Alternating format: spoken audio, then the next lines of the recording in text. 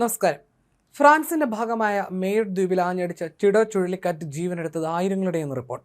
സർക്കാർ കണക്കുകളെ ഉദ്ധരിച്ച് ഒരു പ്രാദേശിക മാധ്യമമാണ് ഇക്കാര്യം റിപ്പോർട്ട് ചെയ്തിരിക്കുന്നത്.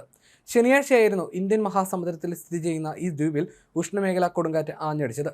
വ്യാപകമായ നാശനഷ്ടങ്ങൾ ഇതുണ്ടാക്കിയിട്ടുണ്ട്. ഫ്രാൻസ് ആഭ്യന്തര മന്ത്രാലയം ഞായറാഴ്ച പുറത്തിറക്കിയ പത്രക്കുറിപ്പിൽ പറഞ്ഞിരിക്കുന്നത് ചുരുങ്ങിയത് 11 പേരെങ്കിലും മരണമടയുകയും 280-ലധികം പേർക്ക് പരിക്കേൽക്കുകയും ചെയ്തുവെന്നാണ്. എന്നാൽ മരണസംഖ്യ കുത്തനെ ഉയരാൻ സാധ്യതയുണ്ടെന്നും അതിൽ പറഞ്ഞിരുന്നു. ആഫ്രിക്കൻ തീരത്തിനടുത്തായി തെക്ക് കിഴക്കൻ ഇന്ത്യൻ മഹാസമുദ്രത്തിൽ സ്ഥിതി ചെയ്യുന്ന മേയോട്ട ഫ്രാൻസിന്റെ അധീനതയിലുള്ള ഏറ്റവും ദാരിദ്ര്യം നിറഞ്ഞ ദ്വീപാണ്. മാത്രമല്ല യൂറോപ്യൻ യൂണിയൻ പ്രദേശങ്ങളിലെ ഏറ്റവും ദരിദ്രമായ പ്രദേശം കൂടിയാണിത്. ലോഹത്തകിടുകൾ കൊണ്ട് തീർത്ത ചേരികളിലും താൽക്കാലിക പാർപ്പിടങ്ങളിലുമാണ് ഏറ്റവും അധികം നാശനഷ്ടങ്ങൾ ഉണ്ടായിട്ടുള്ളതെന്ന് പ്രാദേശിക മാധ്യമങ്ങൾ റിപ്പോർട്ട് ചെയ്യുന്നു.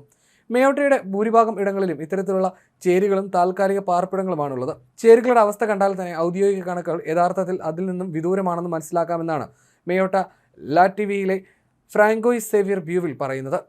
തെക്ക് കിഴക്കൻ ഇന്ത്യൻ മഹാസമുദ്രത്തിലൂടെ വെള്ളിയാഴ്ചയും ശനിയാഴ്ചയും ആഞ്ഞടിച്ച ചിഡോ മൊഗോറോസ്, മഡഗാസ്കർ ദ്വീപുകളിലും നാശം വിതച്ചു.